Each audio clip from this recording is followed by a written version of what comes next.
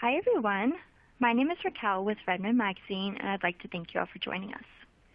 The topic of today's webcast is CSP, the hidden benefits, savings, and support from Microsoft, sponsored by Champion Solutions Group. Before we begin, I'd like to cover a couple of housekeeping details. We will be hosting a live Q&A towards the end of today's presentation, so please type any questions you have in the Q&A box. Additionally, this webcast is being recorded, so keep an eye out for a link in your email so you can rewatch the presentation or share it with a colleague. So with that, I'll pass the time over to Scott Becker to get us started. Thanks, Raquel. Hello, everyone, and welcome to today's Fireside Chat-style webcast. Before signing that Microsoft EA, consider CSP. I'm Scott Becker. I'll be your moderator for today's webcast. So cloud solution provider, or CSP, is becoming the most prevalent way for organizations to obtain their Microsoft cloud licenses, as Microsoft favors the model more and more. Yet, that model is shrouded in mystery for IT buyers. So in this Fireside Chat webcast, we're going to unpack those hidden benefits, savings, considerations, and support from Microsoft and its partners through CSP. We'll also drill into how the CSP model differs from the enterprise agreement / software assurance model. We have two great speakers with us today. Coming up a little bit later from Champion Solutions Group is Lisa Cuthbertson, who is Vice President for Sales and Operations of MessageOps, and that's Champion's cloud business unit. So Lisa knows as much about the ins and outs of the CSP model for obtaining Microsoft products and services as anybody, so get your questions ready. And then the first part of the presentation will be a conversation between me and Chris Pyle about broad trends in Microsoft licensing, the cloud, and what those trends mean for enterprises looking to get the most for their Microsoft technology budget. So Chris is the CEO of Champion Solutions Group and MessageOps, and he's been working at Champion since 1986, and over that time has helped build it into a $100 million plus business. One of the many hats that I wear is as the editor of Redmond Channel Partner magazine, which is the sister site of Redmond, where I'm also an editor. So in that role, I've covered the evolution of the CSP model in the partner channel for more than a decade. And in that time, I've turned to Chris countless times as a source of information, context, and sort of straight shooter analysis of what was happening. That's why I'm really excited to be able to share this conversation with you from someone who I consider one of the foremost experts on CSP in the industry. Now, Chris couldn't be here at this time due to a conflict, so we pre-recorded the conversation that you're about to hear. However, be sure to go ahead and ask your questions in the box. Anything that comes up. Lisa's here live, and she and I will field as many of the questions we can get to after the presentation. And with that, here's my conversation with Chris Pyle about CSP. Chris, thanks for joining us today, and welcome to this Redmond Fireside Chat. Well, thank you, Scott. Big fan, and I'm looking forward to the conversation. Me too. All right. So the partner community has been changing rapidly on the licensing side, and these have been big changes over the last few years. They're largely driven by Microsoft's programmatic changes and their incentive changes. And the result is that enterprises have more and frankly, better options for obtaining the rights to use Microsoft products than they ever have in the past. But I think the enterprise awareness of those options is lagging behind the reality a little bit. So I'm really glad that you've taken some time today to share your expertise with our audience around this stuff. But just to level set, maybe you could give an explanation of the cloud solution provider or CSP licensing model. How does CSP work?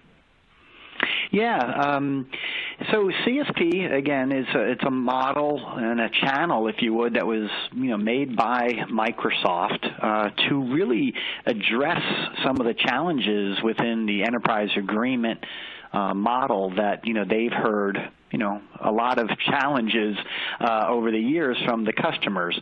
And at the end of the day, what they really are looking for, Microsoft, from their channel community, is to provide more value than just trying to understand the licensing nuances from Microsoft. I mean, that's really not the value that Microsoft wants their partners to be delivering is, how do I navigate how to buy something.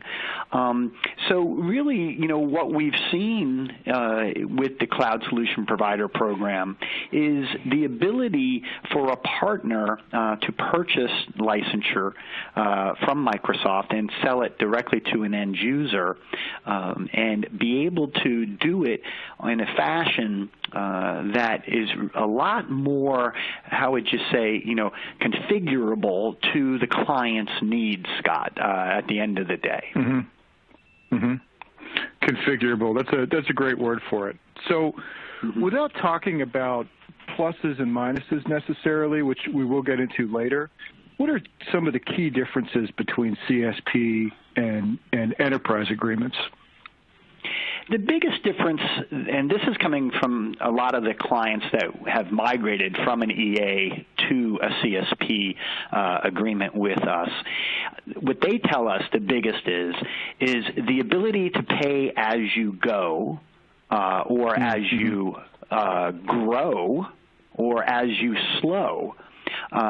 Meaning that you can pay on a monthly basis if you would like, and if you're growing, great, you would purchase more licensure as you need it. If your business is slowing down, you would then only pay for the licenses you're using.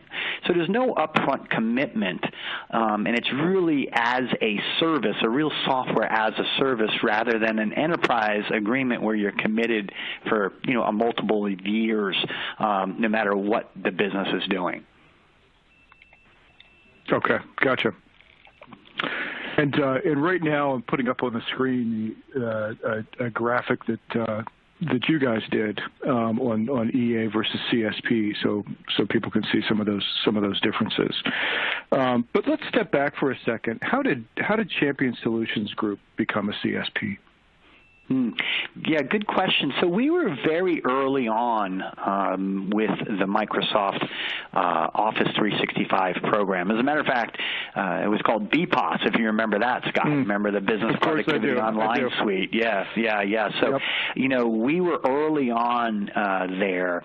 And we've, as a matter of fact, have migrated, over 6 million seats to the Microsoft Office 365 Cloud. So back during the the Business Productivity Online Suite, the BPOS days, and then the early days of Office 365, what they were doing with the channel, it was Microsoft was still promoting the enterprise agreements. It was, as a matter of fact, one of the only vehicles that you could use really to purchase. And they were paying the channel for the hard work that we were doing a fee, if you would. But the customer would buy from, the Microsoft, and they would pay them directly. So we got involved early on as a code name Project Odin, I think the name of it was. I can't remember the exact name, but the bottom line of it is that we were one of the first people to get engaged with the opportunity to work directly with the customer and provide the billing, provide level 1, level 2 support, and the like. So, we've been doing it for quite a while, and have really been sitting on a lot of different councils with Microsoft and the end user community, and figuring out the best way to roll this out over the past few years. Right. Okay. Yeah, Odin, that brings back memories. So your cloud unit, MessageOps, is one of the earliest and the biggest direct CSPs. So you guys have been doing this, pretty much as long as anyone. And given that experience, how do you see this moment in Microsoft's subscription licensing evolution? I ask that because there have been internal barriers within Microsoft between, when it comes to field incentive alignments or, a lack of products being available through that CSP model, and then, graduated incentives for EA on certain cloud licenses. And for a long time, it seemed like the CSP model wasn't really unleashed to its full potential. Do you feel like CSP is hitting its stride now?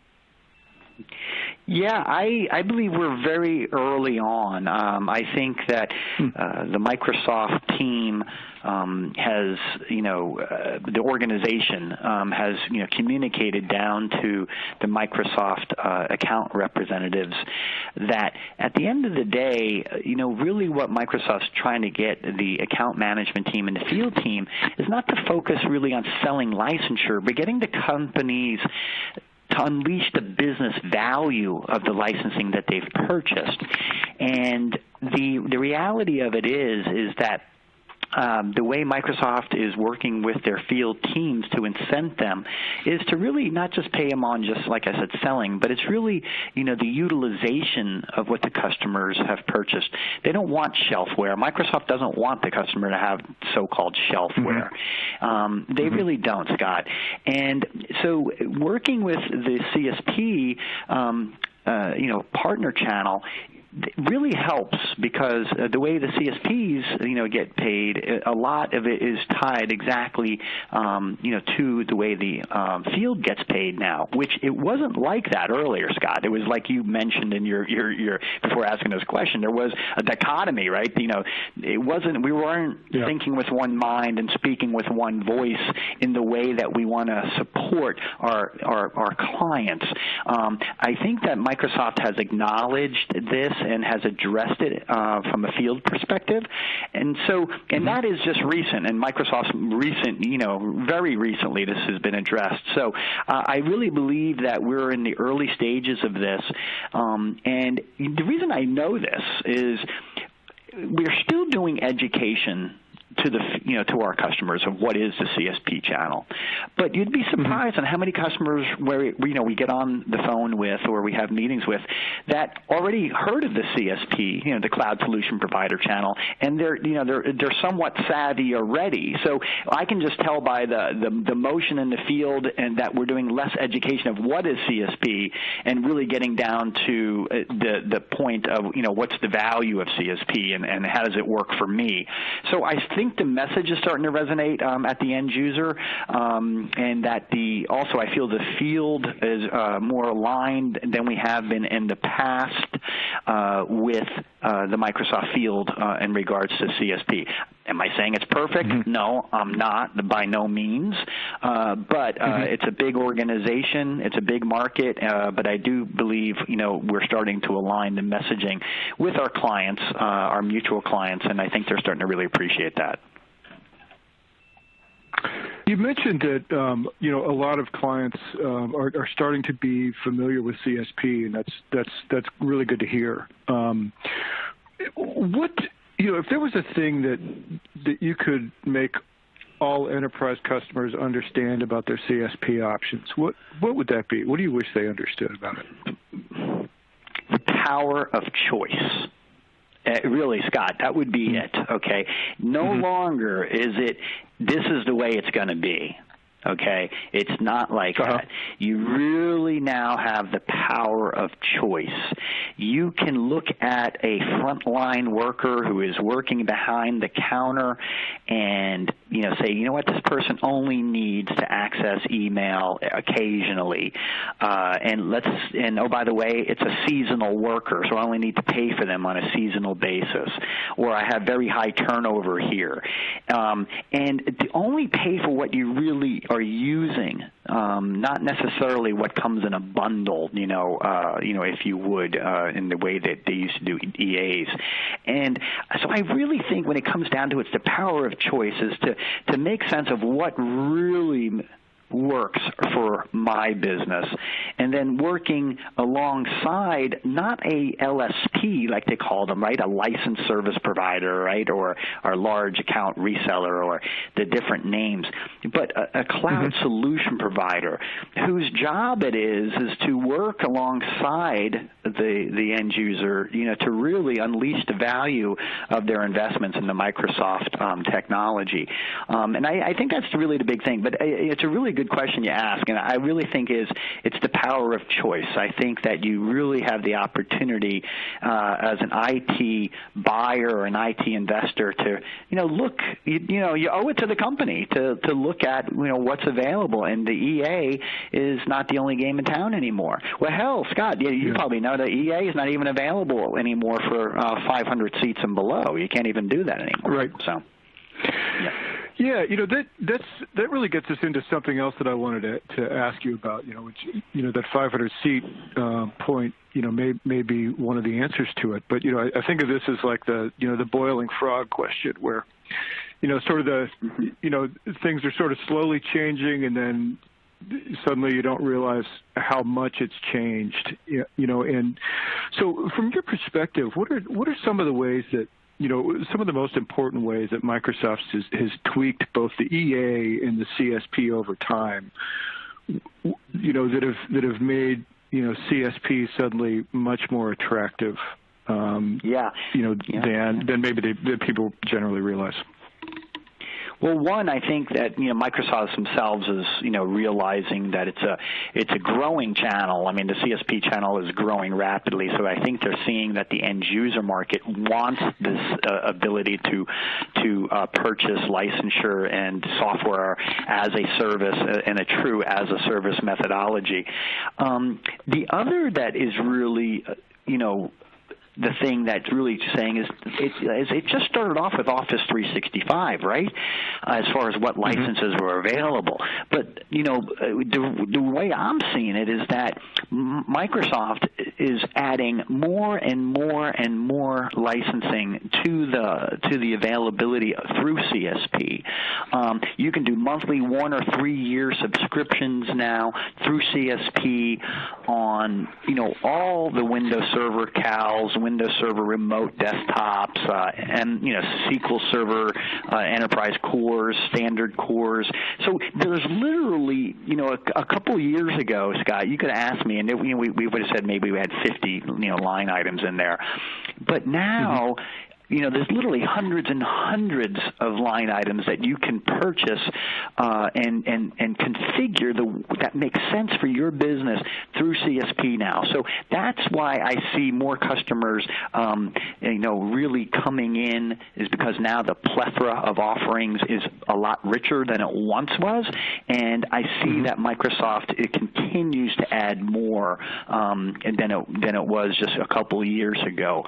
And so I think, that's really what I think is that the opportunity, I don't think customers wanted to have two different license vehicles. I think they're really starting to see that Microsoft opening up the CSP is the way to go.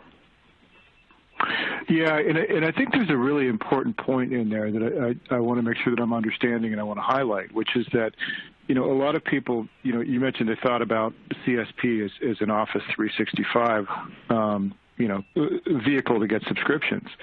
But now it's not just cloud services. In the cloud services, there's a ton of them, and that's really important. And strategically for Microsoft, that's the way forward. But it's also, as you were saying, if I'm hearing you right, it's the CALs, it's the actual software that you're loading on a server. You could buy that stuff through CSP as well. Yeah, exactly. And they're just maturing that model and understanding that that's what the way the customers want. And I think I think Microsoft is really blazing a trail here of really what is as a service and really delivering the value of the way the customers want to procure it. Mm-hmm.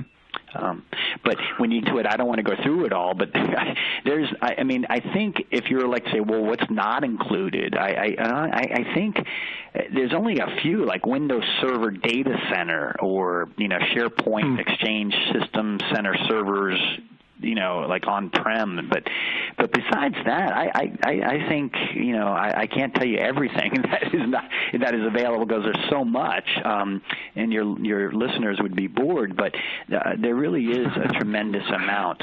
So for sure. Yeah. Okay. So we've been talking about the CSP model versus EA, but not all CSP providers are created equal. So what are some of the key differences that enterprise buyers should look for? if they're thinking about a CSP. Yeah. This is what's so great about this, again, getting down to this power of choice. I mean, literally before, right, with the EAs, there was, several, big, LSPs, licensed solution providers, or LARs, large account resellers that really controlled, and they ended up over the years buying each other, and there was a big consolidation. But now with the CSP program, the reality of it is that the choice of where you purchase your licensing now and your cloud services, you could work with a local partner, that he's been providing a lot of services for you, and now you want to procure your cloud services from them or your licensing from them. You can do that. So that's what the great thing is there's so many more options available. Again, the power of choice for the end user. But I think there's a few things, and I would like to just educate maybe the audience on this, Scott.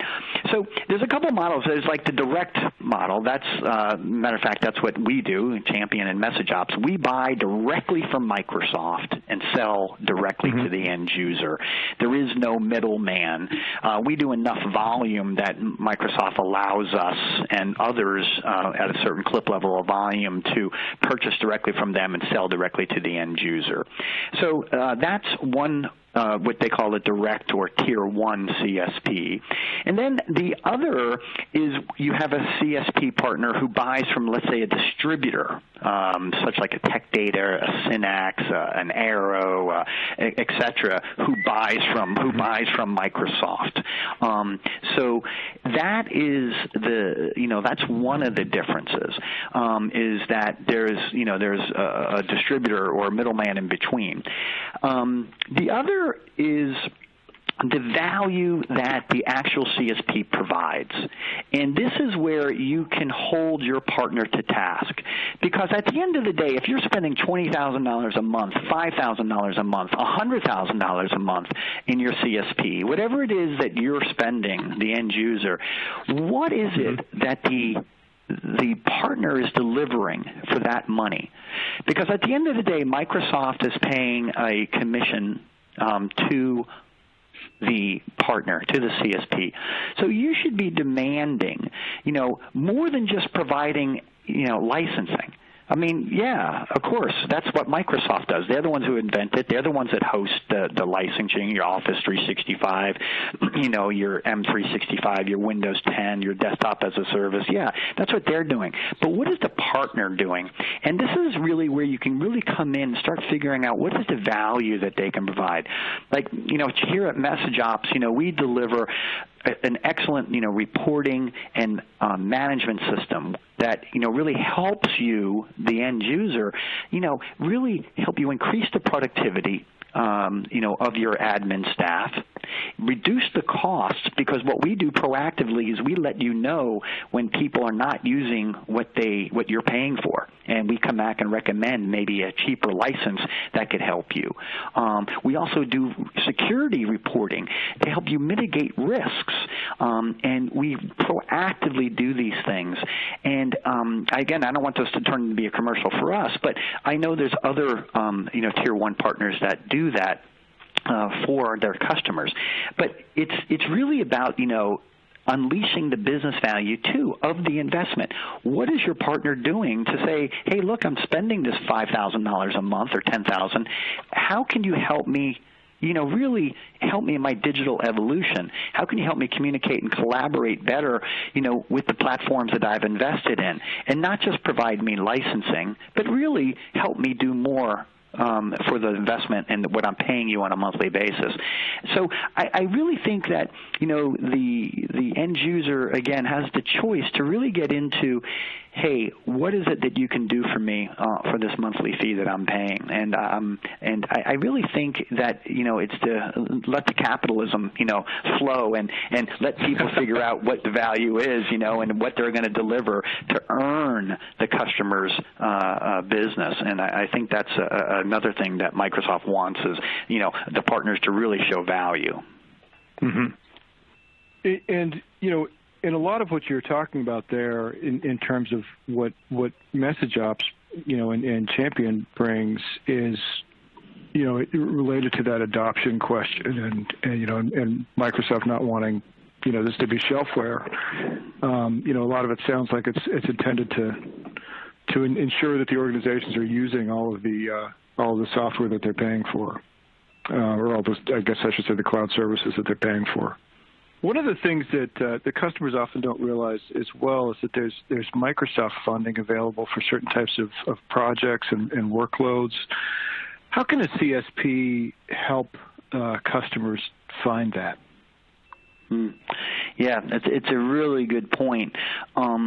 And as you said, Microsoft does offer a lot of these funding vehicles, once again, to help the customer get the most out of their investment.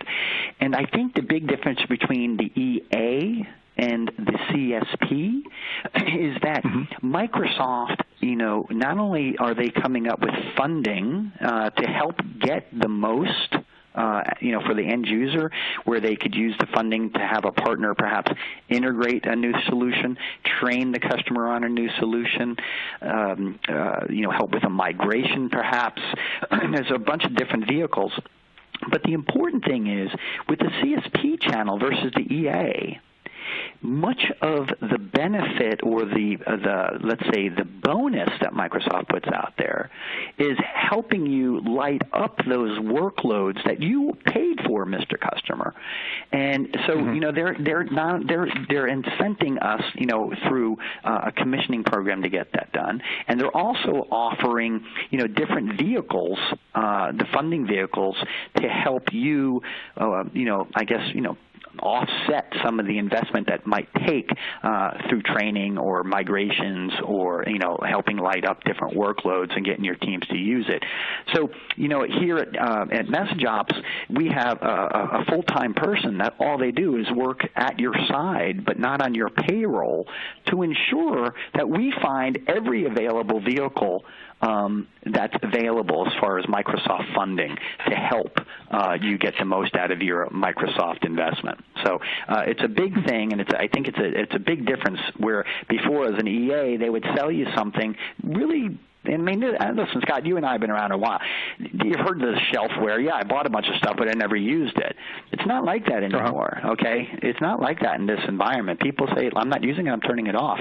So there's a lot of vehicles and a lot of funding vehicles for the customers to use, and people and CSP customer vendors like MessageOps can definitely help. Okay, I wonder if you could... it's one of those things that I think you got into it maybe a little bit in the CSP versus EA discussion, but I wonder if you can get into sort of the chunkiness of payments that people are used to with EA and how that's so different on the CSP side. Yeah, great point, and one that is definitely worthy of a conversation. In many ways, I'll just put it up front with you. CSP is not always cheaper than an EA, okay? Let's just look at it that way. It's not, Scott, okay? It's not. Okay. But we're seeing we're seeing a lot, okay, if companies move away from EA over to CSP. And a lot of it has to do with the cash flow that you mentioned. In order to get the absolute best price from, your past, Microsoft LSP or LAR, in many ways you would have to pay like a 3-year cash up front type of, deal. I'm not saying that it is for everybody in your audience, but a lot of the people. Now with CSP, you can pay by the month, or you can do 1 or 3 years. It's completely up to you. It's your power of choice. So all of a sudden, instead of maybe coming up with hundreds of thousands and in some cases millions of dollars, for a 3-year in advance purchase, you don't need to do that anymore. The other key piece of it is who can really predict the future. And what we're seeing is the customers that are in the opportunity where they're bringing on a lot of consultants, okay, or they're bringing on retail, let's say the retail where they're bringing on, or let's say seasonal workers, whether it's a tax, whether it's accountants, whether it's retail-based organizations, they don't know exactly how many people they're going to hire, how many people they're going to retire during a year. So the CSP is a lot more flexible, okay, a lot more flexible. And let's talk about just one other thing. It's probably the elephant that's in the room that nobody really likes to talk about. But with the CSP program, I haven't heard of anybody ever getting fined for being out of licensing compliance. And all of a sudden, you talk about chunkiness. I mean, I've heard, and I'm sure you have, Scott, over the years, that, there's some, when you're over here saying, hey, I committed to, 500 licenses, and all of a sudden your company grew, and you forgot about the licensing, and now you're using 1,200 licenses, and it's not that you did it with any intent, but it just happened. And then all of a sudden you get fined. That's not what Microsoft wants, but they have to stay in business as well. But with the CSP program, it's all, as you hire to retire, it's all tracked and you're paying for exactly what you need. So you can really figure out when you're bringing on an employee, you know exactly what their software cost is going to be exactly, because you're paying for it by the month if you would like. And with MessageOps, we have a whole onboarding and offboarding system that helps you onboard and offboard customers seamlessly and make sure that you always, turn off the licenses when you're not using them, and make sure that when you do turn on a license for a customer that is using them, that we're tracking what they are, because you could use maybe a smaller SKU. But I think for budgeting purposes, it's just easier is what and not what I'm saying, it's what I'm hearing from our clients that have moved to CSP, and it has leveled out the cash flow for them. Yeah, that's a great point.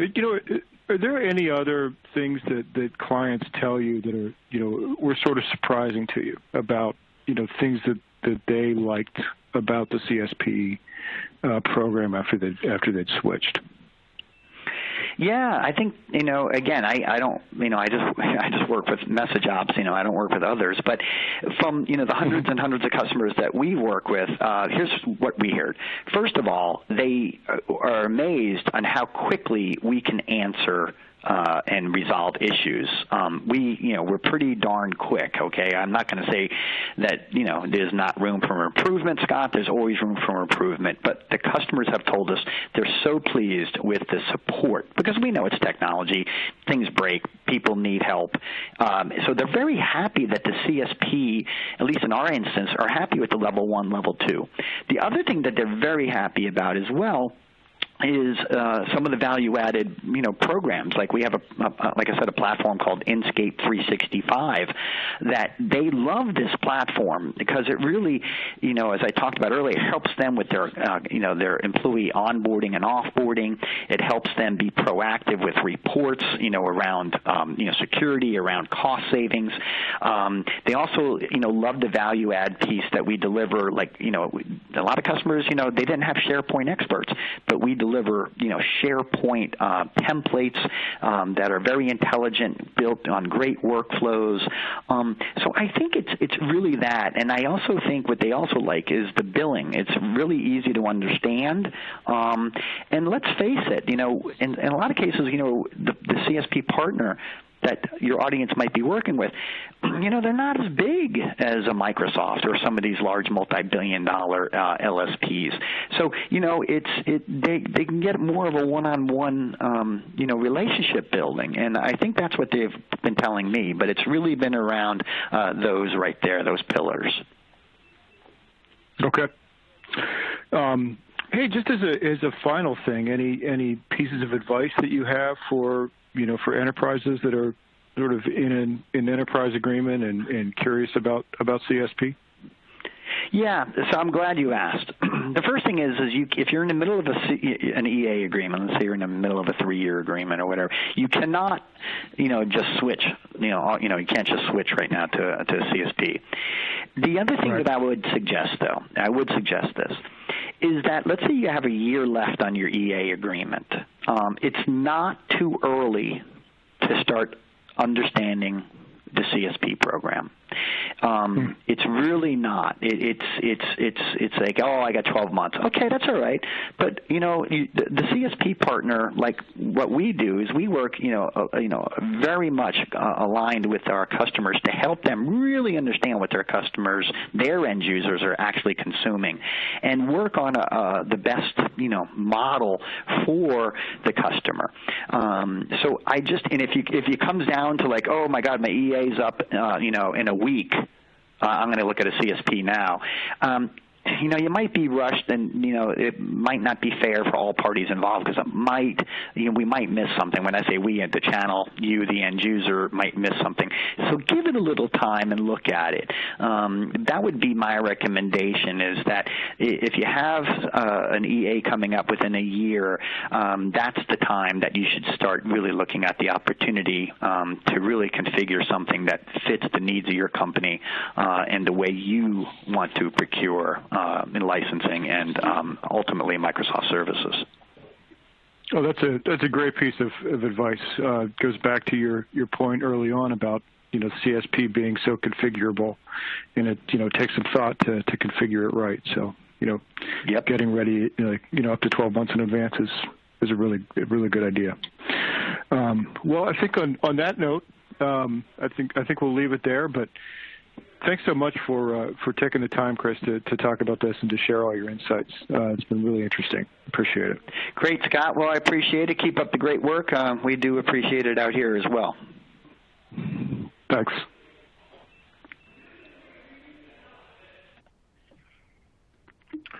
Okay, and so we're back live, and I just wanted to put in a reminder that if you've got any questions, please type them into the box, and we will have time for Q&A at the end. But at this point, I want to turn things over to Lisa Cuthbertson. Lisa, take it away. Good afternoon, Scott. Thank you so much for having me join you and Chris on today's Fireside Chat. Good afternoon, everyone. I know Chris gave some context around our history with Microsoft. And so especially when he referenced, such terms as BPOS and being part of the pilot program with CSP. But I wanted to give a little bit more information about who we are. So Champion was formed in 1979, and our history and our heritage was around the data center. And then it was probably about 10 years ago, we formed MessageOps, which is our Microsoft Cloud Business Unit. And since then, we have migrated over 5 or 6 million mailboxes to Office 365, and we have over 7,000 companies worldwide using our MessageOps software. Our focus is primarily around Office 365 and the other workloads within modern workplace, including Teams and EMS, as well as Azure, ranging from moving companies' infrastructure to Azure all the way to application modernization solutions. One of the most successful and widely recognized programs among all of what we provide is our version of the CSP program. And I wanted to kind of recap some of what Chris did say about us providing more value than any other Office 365 provider. As you know, when you are a direct CSP, you need to be able to provide the level 1 and level 2 support. That is a requirement of being a direct CSP. So we're very proud of our 24/7 US-based service desk and our flexibility with our invoicing. But there's so much more value that our community receives so that they can truly unleash that value of Office 365 that Chris spoke about. And some of that is our IP, and he mentioned Inscape. So Inscape is what we refer to as the engagement layer between the IT professional and the Microsoft Cloud. It's that single platform that allows our clients to instantaneously perform adds, changes, and removals of their Office 365 licensure.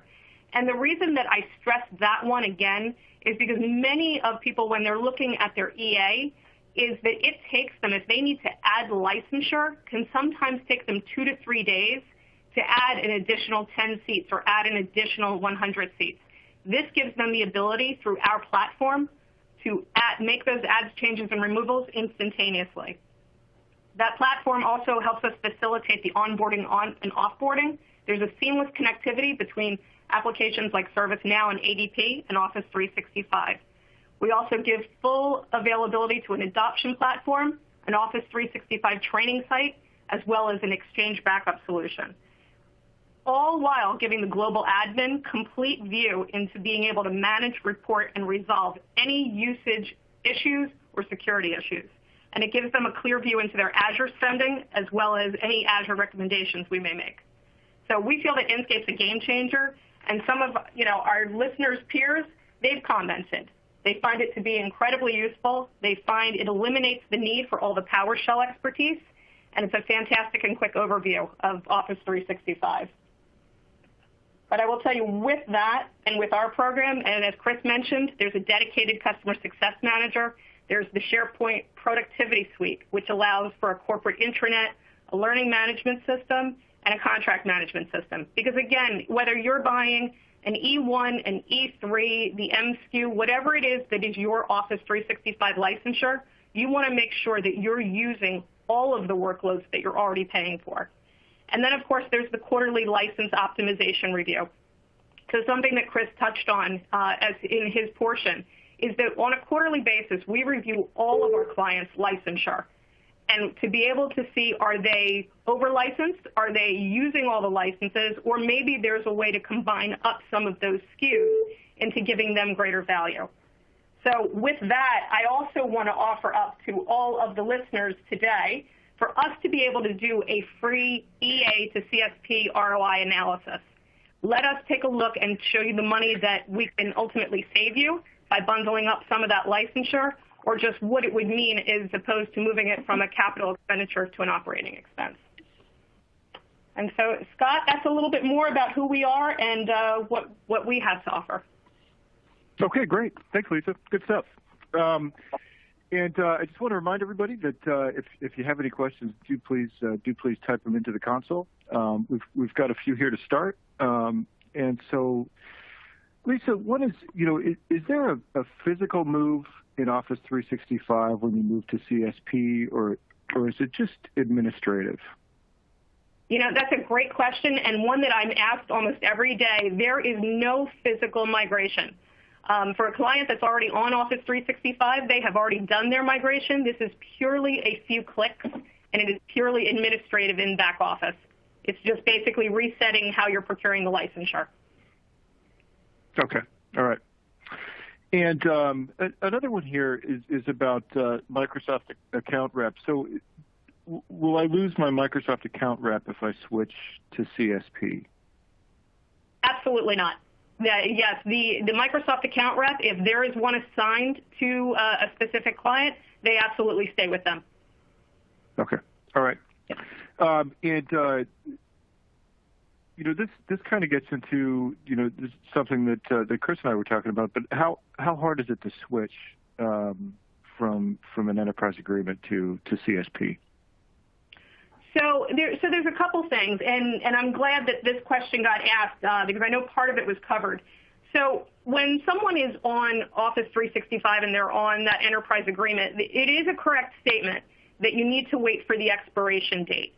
What I have found, though, is that we have clients that chose to, Microsoft offers what's called multi-channel, and that allows a client to be able to procure their licensure through CSP and through an enterprise agreement. So let's say someone is, needs additional licenses because of seasonality. They can purchase those additional licenses from a CSP program. Or if someone is looking at Azure, Azure can move anytime if it's on an enterprise agreement, but in Office 365, the existing licensure would need to wait for the expiration date. But again, many people run CSP at the same time while they're waiting for that expiration. And so this way it's an easier move for them. They're already used to the program. They're already getting the value add from the partner, whether that's Champion or Champion by any other name. Okay. All right. Well, I think that's about it for our questions. Lisa,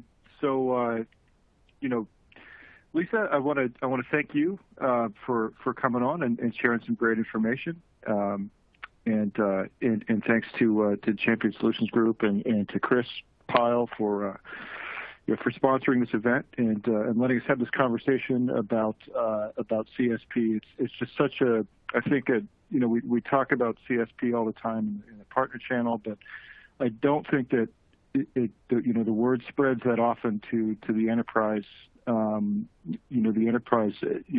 and IT community, and it's just such an important thing to understand. I guess I hope that you've gotten some new ideas about CSP, maybe some new perspectives on it, and some things to think about. And I do want to remind everyone that there is the replay link will be coming around in about 24 hours. This session was recorded, so you'll be able to listen back through it if you'd like, or share it with any colleagues who you think might be interested. So, thank you everybody for your attendance, and have a great day.